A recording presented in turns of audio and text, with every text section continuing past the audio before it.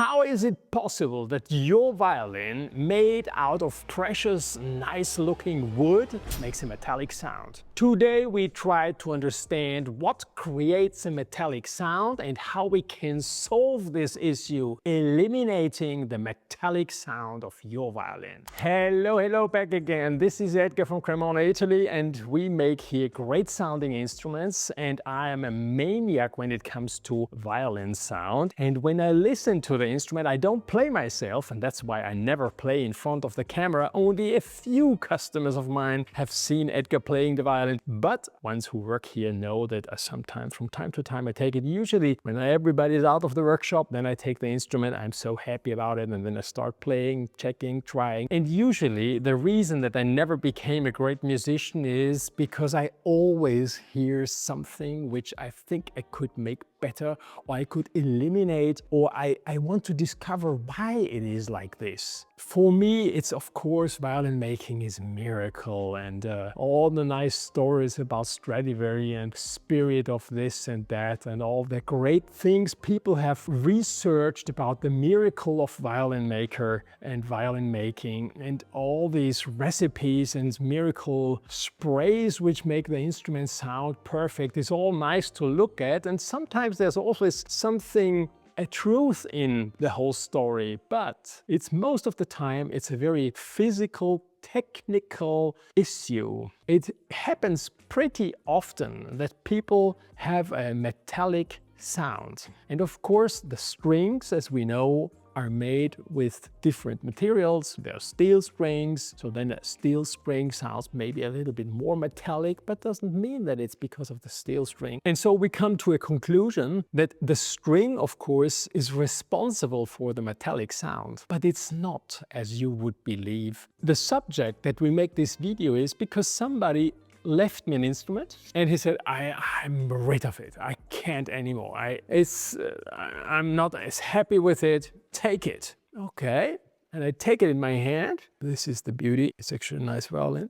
I like it. It's handmade in Cremona. And it has this metallic sound. And the person who had that is even a violin maker. I know him very well. I know he's a maniac when it comes to all the perfection and how to make it. I don't make a name about it. I think it's not correct. And then I look at it and I see several things just by looking at the instrument where I just say, here, Edgar, you can a little bit improve the whole thing. And I take it and I make like this.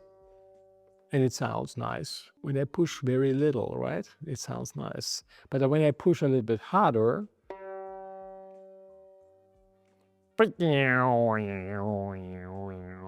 and even the D string, and you hear this metallic, it's like glass would break, yeah? No, because if you even little, I hear it already, but and strong.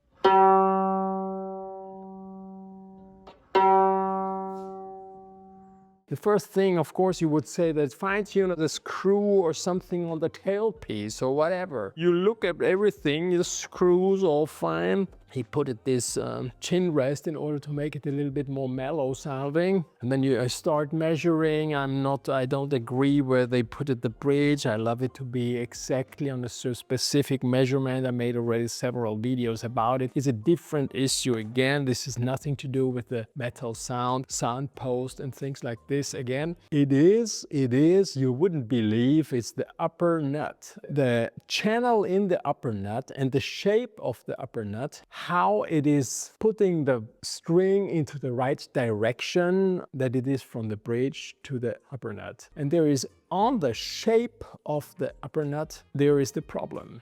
I have to show you on the whiteboard. It's about looking from the side of the violin, okay? And we focus here on this upper saddle at the moment. Here comes the saddle.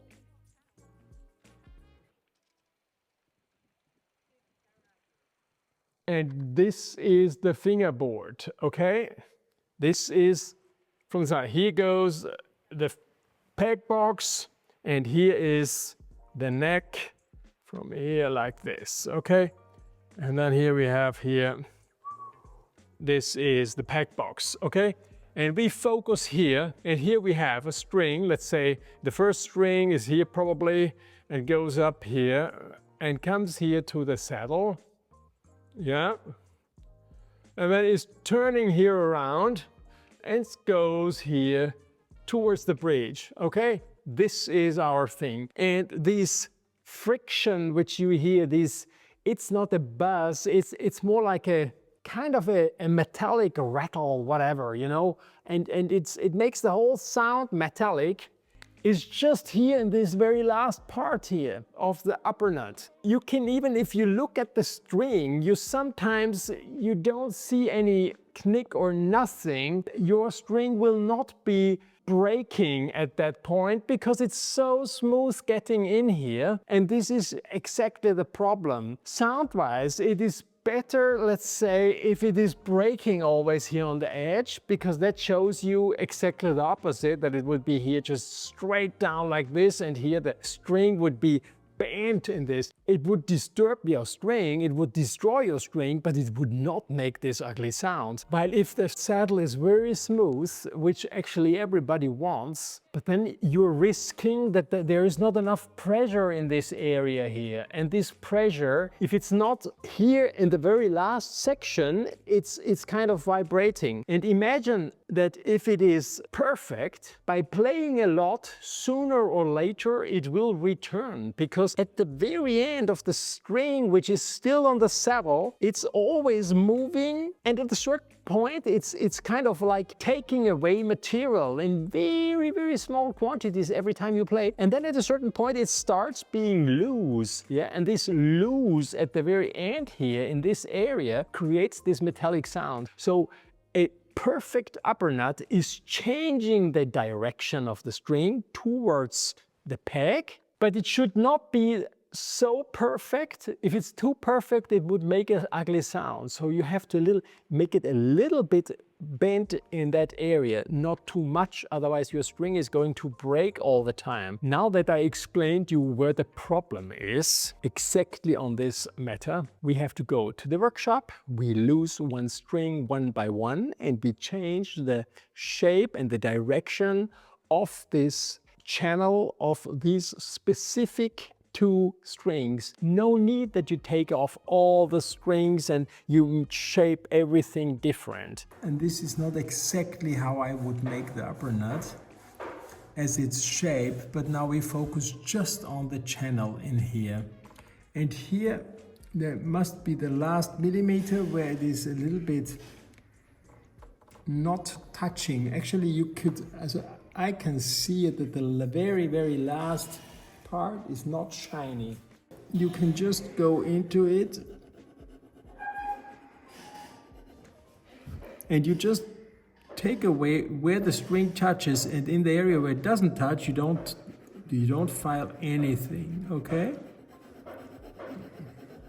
You would say that now I'm lowering down the string, but actually it doesn't low down, because as long as it doesn't touch here at the very end, it's not really lower when you play, yeah? It's just changing its shape. You can see that it is touching here, but the last half millimeter, it's a little bit here, still black, without that the metal has left something, yeah? Here you see it, here you see it, and here is loose. And we have to make it that it is touching everywhere. And of course you have a certain angle here, which you stay like this in order that you'll file here, but not here, yeah? This is the key point.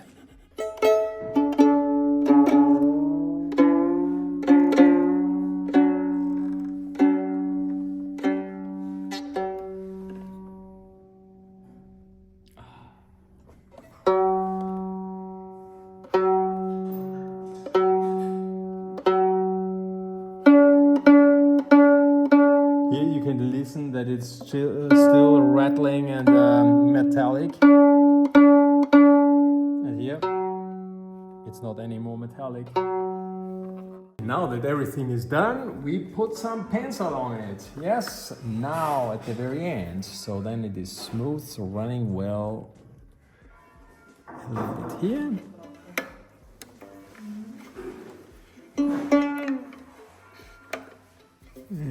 it here.